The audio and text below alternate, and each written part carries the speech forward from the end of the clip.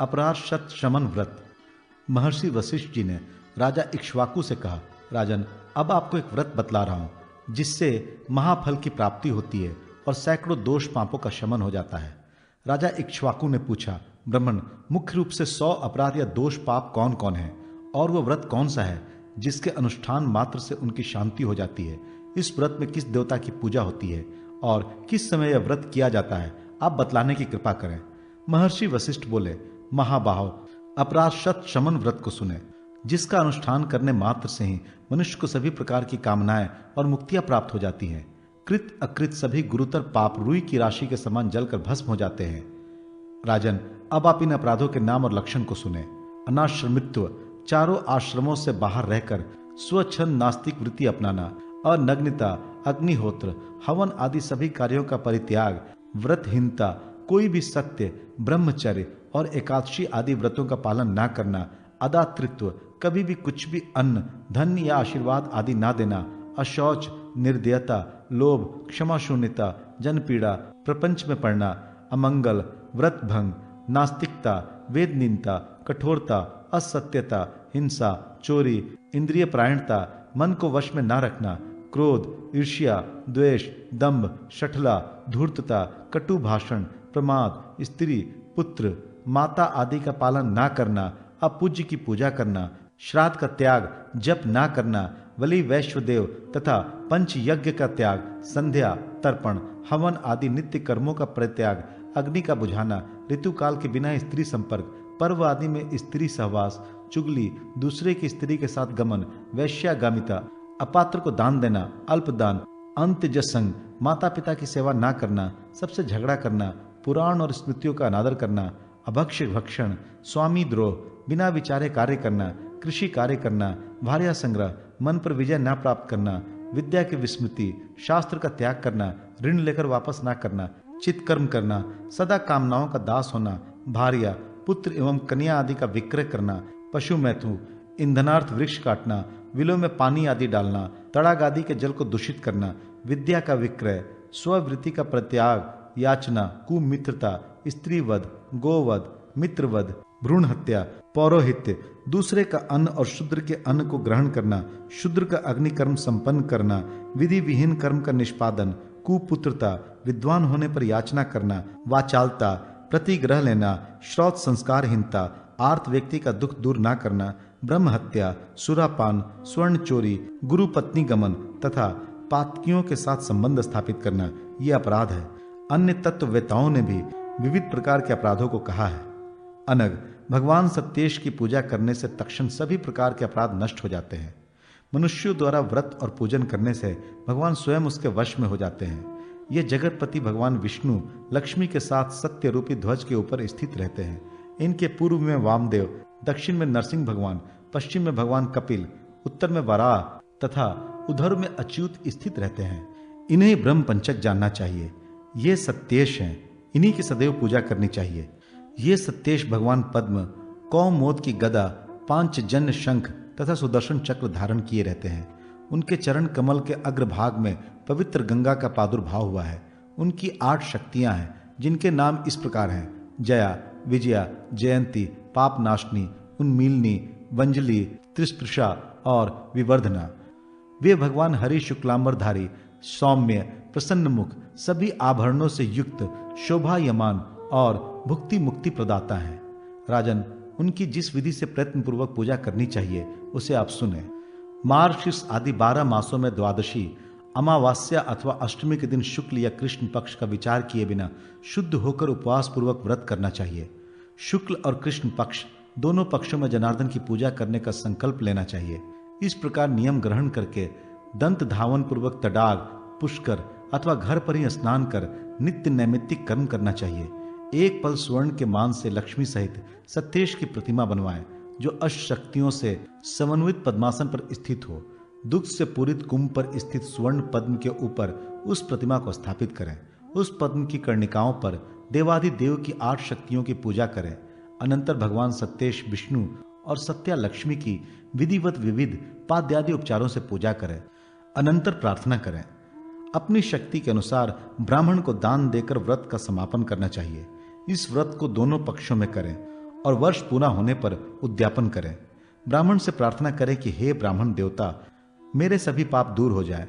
ब्राह्मण कहें आपके सभी पाप एवं दुख दूर हो जाए। तदनंतर ब्राह्मण को वह मूर्ति समर्पित कर समापन करना चाहिए। राजन, ब्रह्मा जी ने कहा है कि इस व्रत को करने से अनंत फल की प्राप्ति होती है। जो फल सभी वेदों के अध्ययन से और सभी तीर्थों में भ्रमण करने से प्राप्त होता है, उससे कोटि गुना फल इस व्रत के आचरण से होता है। और व्रती को इस लोक में धन, धान्य, पुत्र, पौत्र, मित्र तथा सुख की प्राप्ति होती है। व्रत को करने वाले व्यक्ति को विद्या और आरोग्य की भी प्राप्ति होती है तथा धर्म, अर्थ, काम और मोक्ष की प्राप्ति होती है। इसमें कोई संदेह नहीं है। जो इसको पढ़ता अथवा सुनता है उसके भी सभी पाप दूर हो जाते हैं। कांचनपुरी व्रत विधि। भगवान श्री कृष्ण कहते हैं, महाराज, एक बार विश्व की उत्पत्ति, पालन, संहार कारक अक्षर पुरुषोत्तम भगवान विष्णु श्वेत द्वीप में सुखपूर्वक बैठे हुए थे। उसी समय जगन माता लक्ष्मी ने उनके चरणों में पंचांग प्रणाम कर उनसे पूछा, भगवान, आप भक्तों पर अनुकंपा करने वाले हैं। महाभाग, मुझ पर भी दया करके आप कोई ऐसा रूप सौभाग्यदायक सर्वोत्तम व्रत बतलाएं जिसके आचरण से समस्त तीर्थ आदि पुण्य कर्मों का फल प्राप्त हो जाए। भगवान विष्णु बोले, देवी, जिस प्रकार आश्रमों में गृहस्थ आश्रम, वर्णों में ब्राह्मण, नदियों में गंगा, जलाशयों में समुद्र, देवताओं में विष्णु, मैं तथा स्त्रियों में तुम लक्ष्मी श्रेष्ठ हो, उसी प्रकार व्रतों में कांचनपुरी व्रत उत्तम है। इस व्रत का पहले भगवती पार्वती ने भगवान शंकर के साथ अनुष्ठान किया था। सीता जी ने भी भगवान श्री राम के साथ इसी व्रत का पालन कर अखंड साम्राज्य स्थापित किया था। दमयंती के वियोग में राजा नल ने भी इस व्रत को किया था। वनवासी पांडवों ने भी द्रौपदी के साथ इस व्रत का आचरण किया और सभी कष्टों से मुक्त होकर साम्राज्य लाभ किया। भद्रे, ये व्रत स्वर्ग और मोक्ष को प्रदान करने वाला है। रंभा, मेनका, इंद्राणी, शची, सत्यभामा, शांडली, अरुंधति, उर्वशी तथा देवदत्ता आदि श्रेष्ठ स्त्रियों ने इस व्रत का आचरण करके सौभाग्य, सुख और अपने मनोरथ प्राप्त किए थे। पाताल में नाग कन्याओं ने और गायत्री, सरस्वती एवं सावित्री आदि उत्तम देवियों तथा अन्य नारियों ने भी सभी कामनाओं की पूर्ति की अभिलाषा से इस व्रत का अनुष्ठान किया था। ये व्रत सभी प्रकार के दुखों का नाशक, प्रतिवर्धक तथा व्रतों में उत्तम है, इसलिए इस व्रत का मैं वर्णन कर रहा हूँ। इसके अनुष्ठान से ब्रह्म हत्या आदि महापातकों के करने वाले, तौल माप में कमी करने वाले, कन्या बेचने वाले, गौ बेचने वाले, अगम्या गमन में लिप्त, मांस भक्षी, जारज पुत्र के यहाँ भोजन करने वाले, भूमि का हरण करने वाले आदि पाप कर्मी भी पापों से निसंदेह मुक्त हो जाते हैं। इसकी विधि इस प्रकार है। देवी, यह कांचनपुरी व्रत किसी महीने में शुक्ल या कृष्ण पक्ष की तृतीया, एकादशी, पूर्णिमा, संक्रांति, अमावास्या तथा अष्टमी को उपवास पूर्वक किया जा सकता है। व्रती इस दिन कांचनपुरी बनवाकर दान करे। वो पूर्वाहन में नदी आदि के शुद्ध निर्मल जल में स्नान करे। पहले मंत्र पूर्वक पवित्र मृतिका ग्रहण कर उसे शरीर में लगाए, फिर जल में गोते लगाए। इस विधि से स्नान कर शुद्धात्मा व्रती अपने घर आए और उस दिन किसी पाखंडी, विधर्मी, धृत, शठ आदि से वार्तालाप न करे। अपना हाथ पैर धोकर पवित्र हो आचमन करे। एक उत्तम जल से भरा स्वर्ण युक्त शंख लेकर उस जल को द्वादशाक्षर मंत्र से अभिमंत्रित कर हरि इस मंत्र का जप कर जल पी लें।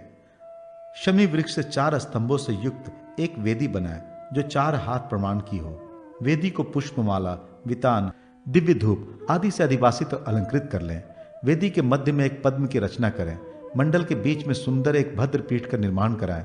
भद्रपीठ के ऊपर सुंदर आसन पर लक्ष्मी के साथ भगवान जनार्दन की स्थापना करें। मंडल के अग्रभाग में जल पूर्ण कलश की स्थापना कर उसमें क्षीर सागर की कल्पना करें। कलश पर 4 पल, 2 पल अथवा 1 पल की कांचनपुरी की स्वर्णमयी प्रतिमा बनाकर स्थापित करें। उसके आगे कदली स्तंभ और तोरण लगाए। फिर ब्राह्मणों द्वारा उसकी प्रतिष्ठा कराएं। उस पुरी के मध्य में विष्णु सहित लक्ष्मी का स्वर्णमय प्रतिमा की स्थापना करनी चाहिए। पंचामृत से देवेश नारायण तथा लक्ष्मी को स्नान कराकर मंत्रों का उच्चारण करते हुए चंदन, पुष्प आदि उपचारों द्वारा उनका पूजन करना चाहिए। इंद्र आदि लोकपालकों की पूजा भी यथाक्रम से करनी चाहिए। विघ्न निवारण के लिए गणपति तथा 9 ग्रहों का पूजन कर हवन करना चाहिए।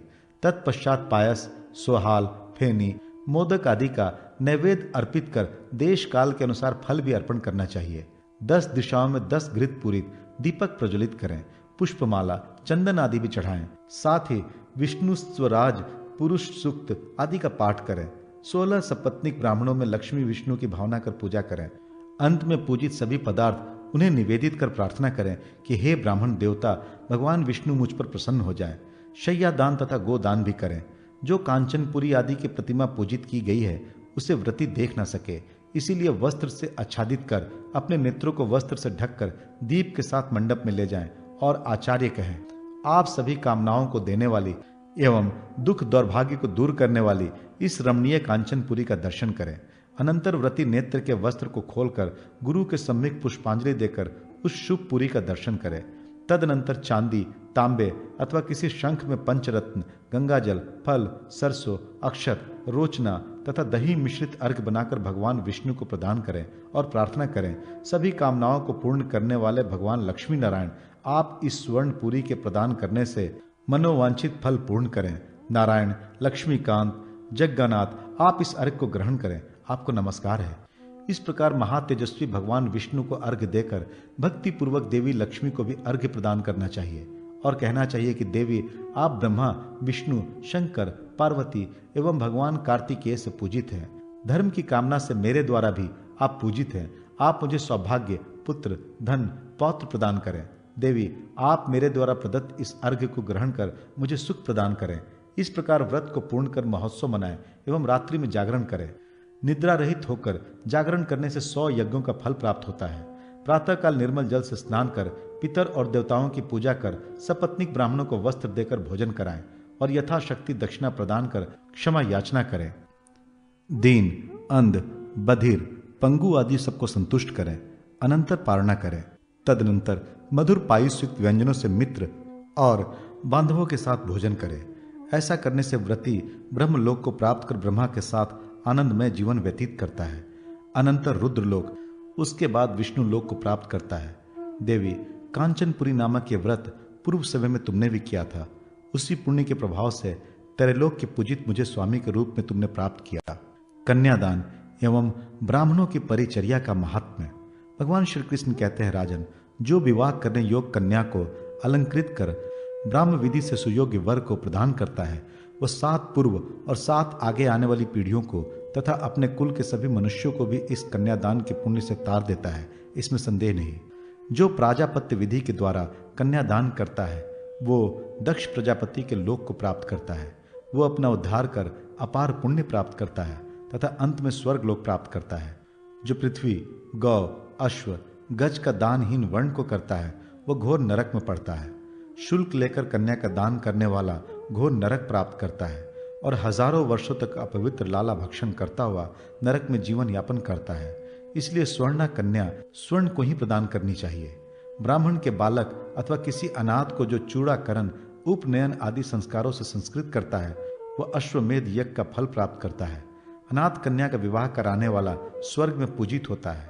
पूर्वजों ने कहा है कि जो कन्यादान के साथ प्रदीप्त शुद्ध स्वर्ण का दान करता है वो द्विगुणित कन्यादान का फल प्राप्त करता है। कन्या की पूजा से विष्णु की पूजा के समान पुण्य होता है। महाराज, पृथ्वी पर ब्राह्मण ही देवता है, स्वर्ग में ब्राह्मण ही देवता है।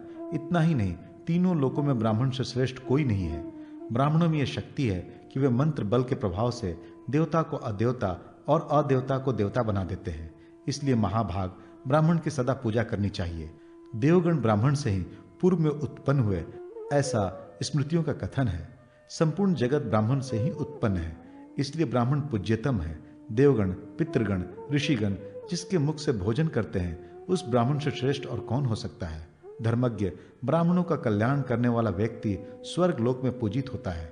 जब प्रत्यक्ष देवता ब्राह्मण संतुष्ट होकर बोलते हैं तो यह समझना चाहिए कि प्रोक्ष में देवताओं की ही वाणी है, उसी से मनुष्य का कल्याण हो जाता है। अतः सदा ब्राह्मण की सेवा करनी चाहिए। दान की महिमा और प्रत्यक्ष धेनु दान की विधि। महाराज युधिष्ठिर ने पूछा, भगवान, आपके श्री मुख से मैंने पुराणों के विषय में सुना, व्रतों को भी मैंने विस्तार पूर्वक सुना, संसार की असारता को भी मैंने समझा। अब मैं दान के महात्म्य को सुनना चाहता हूँ। दान किस समय, किसको, किस विधि से देना चाहिए, यह सब बताने की कृपा करें।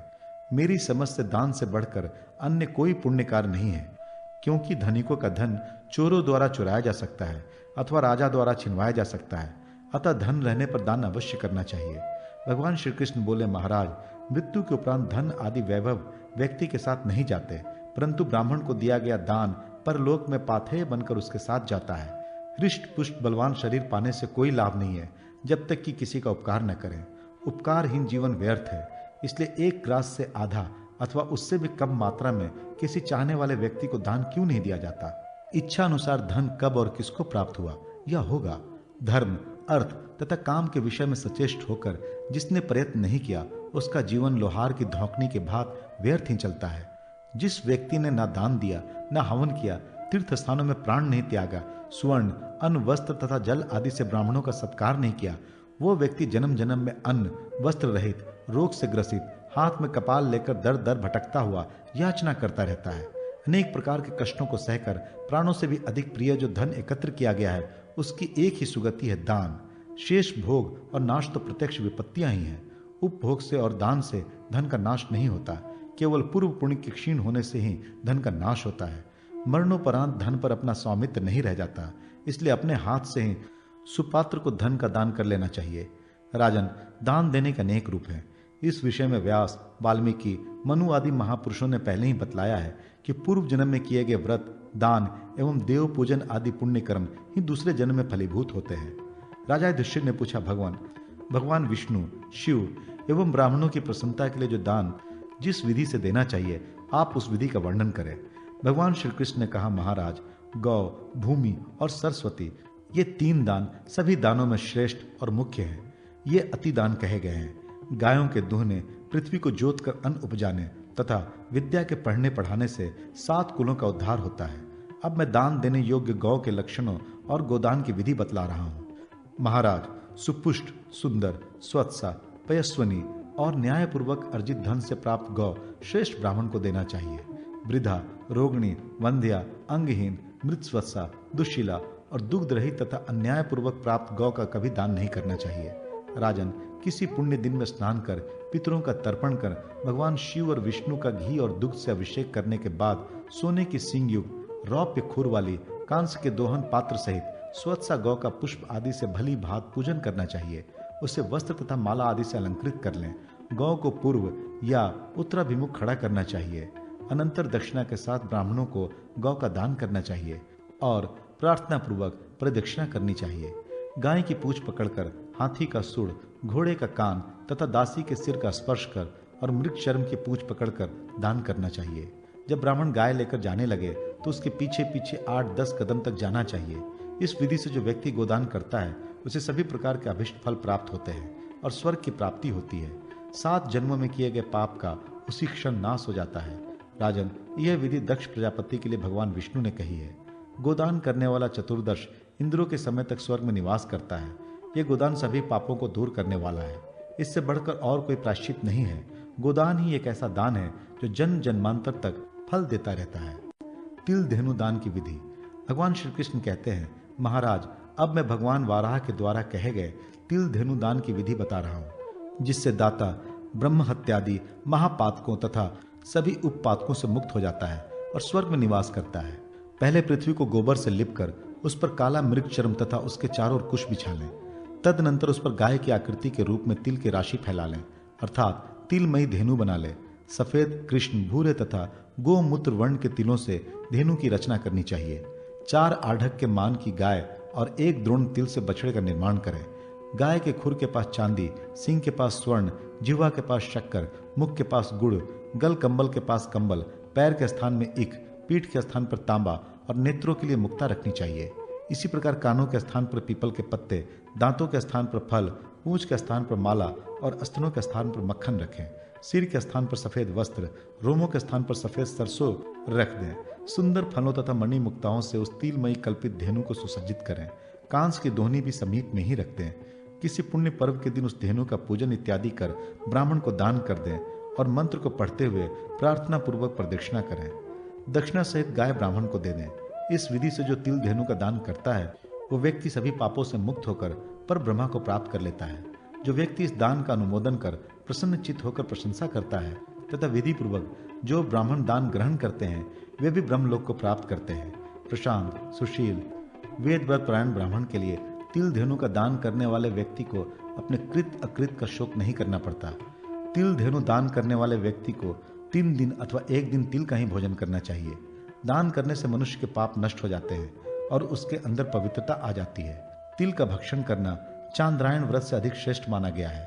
बाल्य, युवा अथवा वृद्धावस्था में मन, वचन तथा कर्म से जो पाप हुआ हो अथवा अवक्षय भक्षण, अगम्यागमन, अपयपान इत्यादि जो पातक, महापातक और उपपातक किए गए हों, वे सब तिल धेनु के दान से दूर हो जाते हैं। पवित्र गंगा आदि नदियों में थूकने तथा नग्न स्नान करने से जो पाप होता है वो भी नष्ट हो जाता है। तिल धेनु का दान करने वाला व्यक्ति यमलोक के मार्ग की भयंकर यातनाओं का अतिक्रमण कर स्वर्ण के विमान में बैठकर उत्तम लोक में चला जाता है। राजन, नैमिषारण्य में कथा प्रसंग के समय मुनियों ने यह विधि सुनाई और नारद जी ने मुझे इस विधि का उपदेश किया। वही तिल धेनु दान की विधि मैंने आपसे कही है। तिल धेनु का दान करना पवित्र, पुण्य और मांगल्यप्रद तथा कीर्तिवर्धक है। श्राद्ध के समय ब्राह्मणों को इस महात्मा का श्रवण कराने से अनंत पुण्य प्राप्त होता है। गौ, घर, शैया और कन्या एक व्यक्ति को ही देनी चाहिए, क्योंकि विभाजन से दोनों को अधोगति की प्राप्ति होती है और विक्रय करने से 7 कुल दुर्गति को प्राप्त करते हैं। इस दान के प्रभाव से दान करने वाला उत्तम विमान में बैठकर साक्षात विष्णु भगवान के समीप पहुंच जाता है। माघ अथवा कार्तिक की पूर्णिमा, चंद्र सूर्य ग्रहण, अयन संक्रांति, विषु योग, व्यातिपात योग, वैशाख अथवा मार्गशीर्ष की पूर्णिमा और गज छाया योग में तिल धेनु का दान प्रशस्त माना गया है। जल धेनु दान के प्रसंग में महर्षि मद्गल का आख्यान। भगवान श्री कृष्ण कहते हैं, महाराज, अब मैं जल धेनु दान की विधि बता रहा हूं, जिससे देवाधिदेव भगवान विष्णु प्रसन्न होते हैं। उत्तम जल से पूर्ण एक कलश स्थापित करें। उसमें पंचरत्न, धान्य, दुर्वा, पंच पल्लव, कुछ संज्ञक औषधि, खश, जटामांसी, मुरा, प्रियंगु और आंवला छोड़े। फिर उसे 2 श्वेत वस्त्रों, यज्ञोपवीत और पुष्प मालाओं से अलंकृत करें।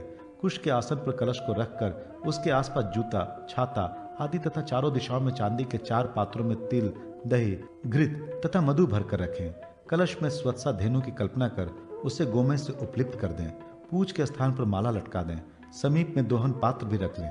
इसके बाद सब उपचारों से भगवान विष्णु की यथाशक्ति पूजा करें। उसके बाद कलश में जल धेनु की अभिमंत्रणा करें और इस प्रकार कहें, जो गौ माता भगवान विष्णु के वक्ष स्थल में लक्ष्मी के रूप में निवास करती हैं और अग्निदेव की पत्नी स्वाहा तथा चंद्रमा, सूर्य एवं इंद्र की शक्ति रूप में प्रतिष्ठित हैं, वे मेरे लिए इस जल रूपी कलश में अधिष्ठित हों। इस मंत्र से कलश में धेनु को प्रतिष्ठित कर वत्स समन्वित उस जल धेनु का तथा जलशाही भगवान अच्युत गोविंद का भली भांति पूजन करें।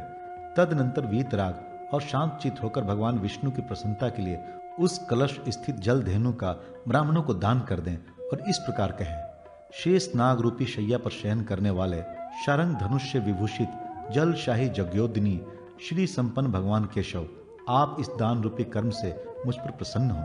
दान करने के बाद उस दिन गो व्रत करना चाहिए।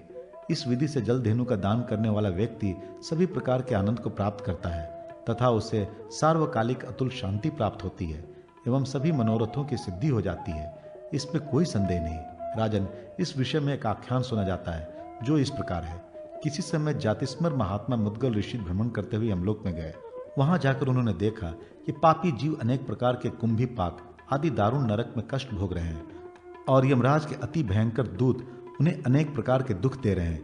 मुद्गल मुनि को देखकर नरक के जीवों की पीड़ा शांत हो गई और उन्हें बड़ी प्रसन्नता हुई तथा वे सुख का अनुभव करने लगे।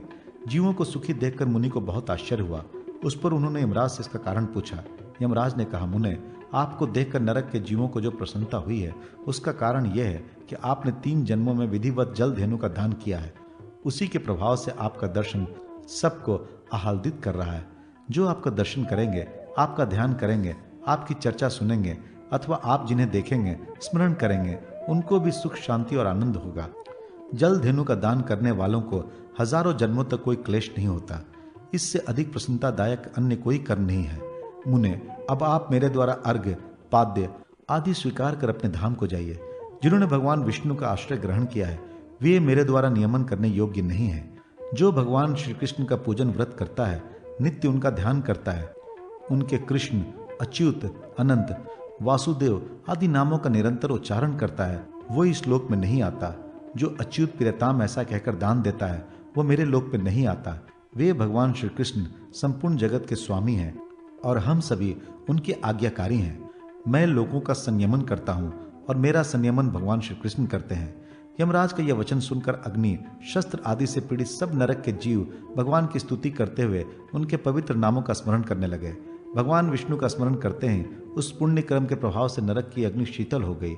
यमराज के सभी अस्त्र शस्त्र प्रभाव शून्य हो गए। अंधकार दूर हो गया, सर्वत्र प्रकाश छा गया। यमदूत मूर्छित हो गए। शीतल मंद सुगंधित वायु बहने लगी। मधुर ध्वनियां होने लगी।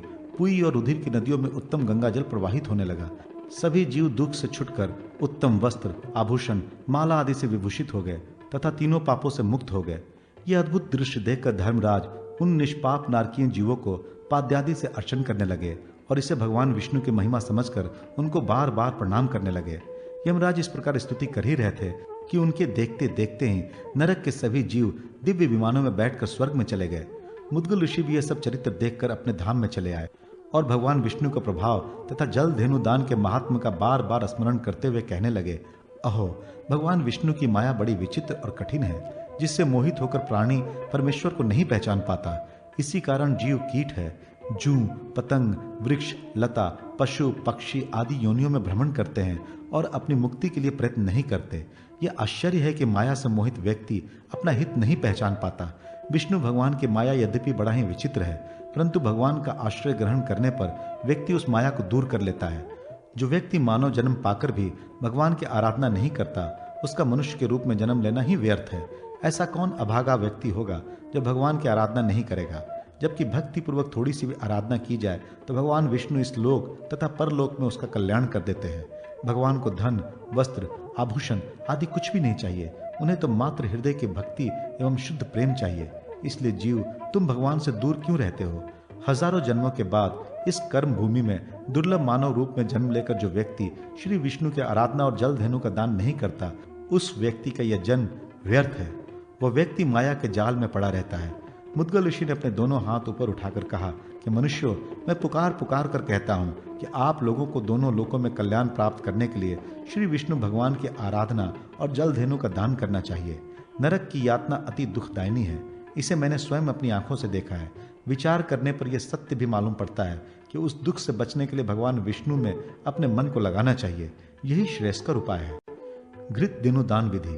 भगवान श्री कृष्ण कहते हैं, महाराज, अब मैं घृत धेनु दान और घृत धेनु निर्माण की विधि बता रहा हूं। इसे आप प्रेम पूर्वक सुने। गाय के घी से भरे हुए कलश को गाय की आकृति में बनाकर उन्हें गंध, पुष्प आदि से अलंकृत कर श्वेत वस्त्र से भली भांति ढक दें और दोहन स्थान पर कांस्य की दोहनी रख दें। पैरों की जगह पर ईख के डंडे, खुर की जगह पर चांदी, आंख के स्थान पर सोना, सींगों के स्थान पर अग्रकाष्ठ और दोनों बगल में सप्त धान्य, गल कंबल के स्थान पर ऊनी वस्त्र, नासिका के स्थान पर तुरुष्क देशीय कपूर, स्तनों के स्थान पर फल, जिह्वा के स्थान पर शर्करा, मुख के स्थान पर दूध मिश्रित गुड़, पूंछ की जगह पर रेशमी वस्त्र तथा रुओं की जगह पर सफेद गौर, सरसों और पीठ की जगह ताम्र पात्र स्थापित करें। इस प्रकार से घृत धेनु की रचना करें। इस प्रकार घृत धेनु के पास ही घृत धेनु वत्स की भी कल्पना करें। तदनंतर विधि पूर्वक घृत धेनु की प्रतिष्ठा कर भली भात पूजन करें और इस प्रकार कहें, घृत को तेजोवर्धक तथा पापापहारी बतलाया गया है। देवताओं का आहार घृत ही है। सभी कुछ घृत में ही प्रतिष्ठित है। इसलिए घृत में देवी, तुम मेरे द्वारा घृत कुंडों में कल्पित की गई हो। मेरे पापों को नष्ट कर मुझे आनंद प्रदान करो। ऐसा कहकर दक्षिणा सहित घृत धेनु का दान ब्राह्मणों को दें और कहें कि ब्राह्मण देवता, मेरा उपकार करने के लिए आप इस आजमयी धेनु को ग्रहण करें। उस दिन घृत का ही आहार करना चाहिए। इसी विधि से नवनीत मक्खन धेनु का भी दान करना चाहिए।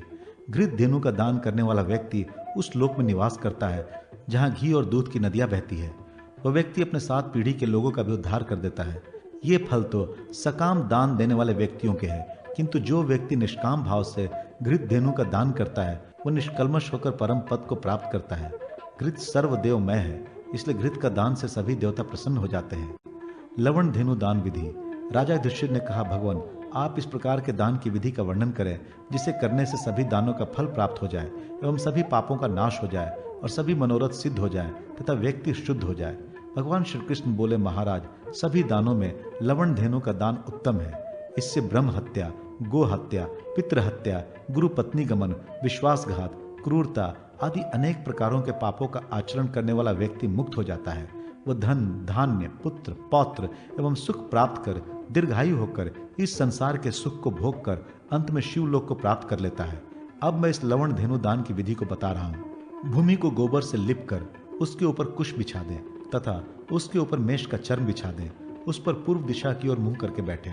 चाहे कोई मनुष्य धनी हो या गरीब, प्रायः एक आढ़क अर्थात 4 सेर लवण रखकर उसमें धेनु की कल्पना करनी चाहिए।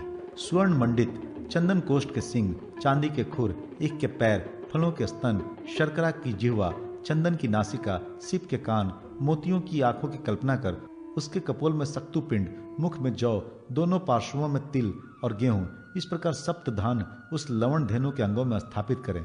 इस प्रकार ताम्र से पीठ, गुटपिंड से अपान देश, कंबल से पूंछ का, अंगूर से 4 स्तनों का, मधुर फलों एवं मधु से योनि देश की रचना करनी चाहिए। इस प्रकार उपयुक्त सामग्रियों से लवण धेनु की रचना कर सेर भर नमक के मान से उसके वत्स की कल्पना करें। धेनु तथा बछड़े को वस्त्र आभूषण आदि से अलंकृत करें। तदनंतर स्वयं स्नान कर देवताओं और ब्राह्मण की पूजा करें। स्त्री पुत्र के साथ गाय की पूजा एवं प्रदक्षिणा करें और इस मंत्र को पढ़कर नमस्कार करें। लवण में सभी रस निहित है। सभी देवताओं का निवास लवण में रहता है। इसलिए सर्वदेवमयी लवण धेनु आपको मेरा नमस्कार है। अनंतर दक्षिणा के साथ वो धेनु ब्राह्मण को समर्पित कर दें। राजन, लवण धेनु का दान करने से संपूर्ण पृथ्वी की परिक्रमा और सभी यज्ञों का दानों का भी फल प्राप्त हो जाता है। इस विधि से जो व्यक्ति रसमयी लवण धेनु का दान करता है उसे सौभाग्य, सुख, आरोग्य, संपत्ति, धन धान्य की प्राप्ति होती है तथा वो प्रलय पर्यंत स्वर्ग में निवास करता है। सुवर्ण धेनु दान विधि। भगवान श्री कृष्ण कहते हैं, महाराज, अब मैं सुवर्ण धेनु दान की विधि बता रहा हूं, जिससे संपूर्ण पापों से मुक्ति मिल जाती है। 50 पल, 25 पल अथवा जितना भी सामर्थ हो, उस मान में शुद्ध सुवर्ण रत्न जटित सुंदर कपिला सुवर्ण धेनु की रचना करनी चाहिए। उसके चतुर्थांश से उसका वत्स बनाएं, गले में चांदी की घंटी लगाएं, रेशमी वस्त्र ओढ़ाएं। इसी प्रकार हीरे के दांत, वैदुर्य का गलकंबल, तांबे के सींग, मोती की आंखें और मूंगे की जीभ बनाएं। कृष्ण मृग चर्म के ऊपर एक प्रस्थ गुड़ रखकर उसके ऊपर सुवर्ण धेनु को स्थापित करें। अनेक प्रकार के फल युक्त 8 कलश, 18 प्रकार के धान्य, छाता, जूता, आसन, भोजन सामग्री, तांबे का दोहन पात्र, दीपक, लवण, शर्करा आदि स्थापित करें। तदनंतर स्नान कर सुवर्ण धेनु की प्रदक्षिणा कर उसकी भली भांति पूजा करें। पूजन के अनंतर प्रार्थना पूर्वक उस सुवर्ण धेनु को दक्षिणा तथा सभी उपस्करों के साथ ब्राह्मण को दान करें। राजन, गौ के जिस अंग में जो देवता, मनु एवं तीर्थ निवास करते हैं वे इस प्रकार हैं: नेत्रों में सूर्य और चंद्रमा, जिह्वा में सरस्वती, दांतों में मरुद्वण, कानों में अश्विनी कुमार, सिंह के अग्रभाग में रुद्र और ब्रह्मा, ककुद में गंधर्व और अप्सराएं, कुक्षी में चारों समुद्र, योनि में गंगा, रोमकूपों में ऋषिगण, अपान देश में पृथ्वी, आंतों में नाग, अस्थियों में पर्वत, पैरों में चतुर्विध पुरुषार्थ, हुंकार में चारों वेद, कंठ में रुद्र, पृष्ठभाग में मेरु और समस्त शरीर में भगवान विष्णु निवास करते हैं। इस प्रकार सुवर्ण धेनु सर्वदेवमयी और परम पवित्र है। जो व्यक्ति सुवर्ण धेनु का दान करता है वो मानो सभी प्रकार के दान कर लेता है। इस कर्म भूमि में ये दान बहुत दुर्लभ है, इसलिए प्रयत्न पूर्वक कांचन धेनु का दान करना चाहिए। इससे संसार से उद्धार हो जाता है और कीर्ति तथा शांति की प्राप्ति होती है तथा उसके संपूर्ण मनोरथ पूर्ण हो जाते हैं और अंत में उसे शिवलोक की प्राप्ति होती है। रत्न धेनु दान विधि। भगवान श्री कृष्ण कहते हैं, राजन, अब मैं गोलोक प्राप्त करने वाले अत्युत्तम रत्न धेनु दान की विधि बता रहा हूं। किसी पुण्य दिन में भूमि को पवित्र गोबर से लीप कर उसमें धेनु की कल्पना करें। पृथ्वी पर कृष्ण मर्ग चर्म बिछाकर उस पर एक द्रोण लवण रखकर उसके ऊपर विधि पूर्वक संकल्प सहित रत्नमयी धेनु स्थापित करें। बुद्धिमान पुरुष उसके मुख में 81 पद्म रागमणि तथा चरणों में पुष्प राग स्थापित करें। उस गौ के ललाट पर सोने का तिलक, उसकी दोनों आंखों में 100 मोती, दोनों भौं पर 100 मूंगा और दोनों कानों की जगह 2 सीपे लगाएं। उसके सींग सोने के होने चाहिए। सिर की जगह 100 हीरो को स्थापित करना चाहिए। कंठ और नेत्र पलकों में 100 गोमेदक, पृष्ठभाग में 100 इंद्रनील, दोनों पार्श्व स्थानों में 100 वैदूर्य, उदर पर स्फटिक तथा कटी देश पर 100 सौगंधिक मणि रखना चाहिए। खुरों को स्वर्णमय, पूंछ को मोतियों की लड़ियों से युक्त करके तथा दोनों नाकों की सूर्यकांत तथा चंद्रकांत मणियों से रचना कर कपूर और चंदन से चर्चित करें। रोमों को केसर और नाभि को चांदी से बनाएं। गुदा में 100 लाल मणियों को लगाना चाहिए। अन्य रत्नों को संधि भागों पर लगाना चाहिए। जीभ को शक्कर से, गोबर को गुड़ से और गौमूत्र को घी से बनाना चाहिए। दही दूध प्रत्यक्ष ही रखें। पूंछ के अग्रभाग पर चमर तथा स्तनों के पास तांबे की दोहनी रखनी चाहिए। इस प्रकार गौ के चतुर्थांश से बछड़ा बनाना चाहिए। इसके बाद धेनु को आमंत्रित करें। उस समय गुड़ धेनु की तरह आवाहन कर यह कहना चाहिए, देवी, चूंकि रुद्र, इंद्र, चंद्रमा, ब्रह्मा, विष्णु ये सभी तुम्हें देवताओं का निवास स्थान मानते हैं तथा समस्त त्रिभुवन तुम्हारे शरीर में व्याप्त है, अतः तुम भवसागर से पीड़ित मेरा शीघ्र ही उद्धार करो। इस प्रकार आमंत्रित करने के बाद गौरी माँ की पूजा तथा परिक्रमा कर भक्ति पूर्वक साष्टांग प्रणाम करके उस रत्न धेनु का दान ब्राह्मण को दक्षिणा के साथ करें। अंत में क्षमा प्रार्थना करें। इस प्रकार संपूर्ण विधियों को जानने वाला जो पुरुष इस रत्न धेनु का दान करता है वो शिवलोक कैलाश के समेरु स्थित दिव्य शिवधाम को प्राप्त करता है तथा पुनः बहुत समय के बाद इस पृथ्वी पर चक्रवर्ती राजा होता है और उसकी संपूर्ण कामनाएं पूर्ण हो जाती।